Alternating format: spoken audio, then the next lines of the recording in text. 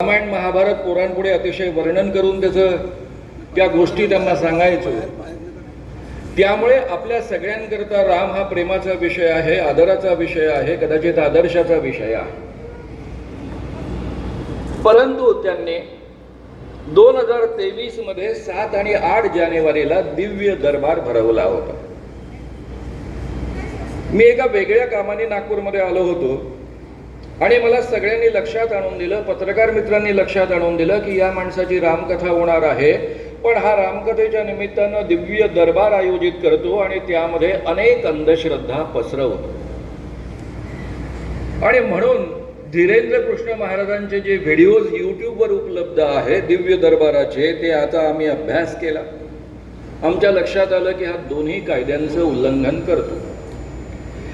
त्यामुळे याचा दिव्य दरबार होण्याच्या दिवशी मी स्वतः नागपूर पोलिसांमधले ACP, ज्यांना जादूटोणा विरोधी कायदा प्रचार प्रसार अंमलबजावणी या प्रक्रियेमध्ये महत्त्वाचं स्थान असतं, त्यांना दक्षता अधिकारी म्हणतात, त्यांना हे सगळे मुद्दे समजावून सांगितले आणि हा 2 कायद्यांचं उल्लंघन करतो याची कल्पना दिली।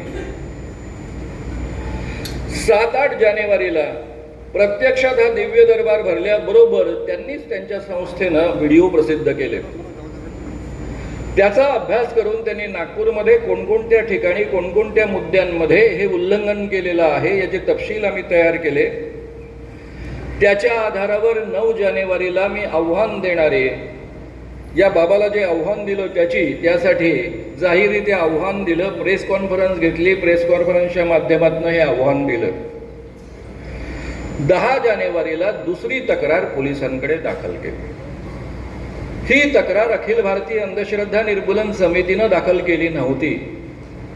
महाराष्ट्र शासनानं 2013 मध्ये डिसेंबर महिन्यामध्ये जो जादूटोणा विरोधी कायदा संमत केलेला आहे, त्या कायद्याच्या अंमलबजावणीसाठी आणि प्रचार प्रसारासाठी जादूटोणा विरोधी कायदा प्रचार प्रसार अंमलबजावणी समिती गठीत झालेली आहे।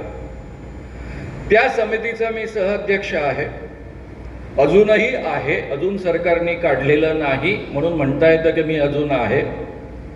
या समितीचे कॅबिनेट मंत्री हे अध्यक्ष असतात, राज्यमंत्री उपाध्यक्ष असतात, अनेक खात्यांचे सचिव त्याचे सदस्य असतात आणि या पद्धतीच्या कमिटीच्या माध्यमातून प्रचार प्रसार महाराष्ट्रामध्ये व्हावा या पद्धतीनं प्रयत्न त्या काळात सुरू झाले। त्या कमिटीचा सहअध्यक्ष या नात्यानं या कमिटीच्या लेटर हेडवर मी ही तक्रार दिलेली आहे। ही तक्रार 10 जानेवारीला पोलीस कमिशनरांना भेटलो, त्यांना कायद्याच्या जादूटोणा विरोधी कायदा आणि त्यासोबतच drugs and magic remedies act 1954 हा केंद्रामधला कायदा, दोन्हीच्या प्रती मी त्यांच्या समोर दिल्या।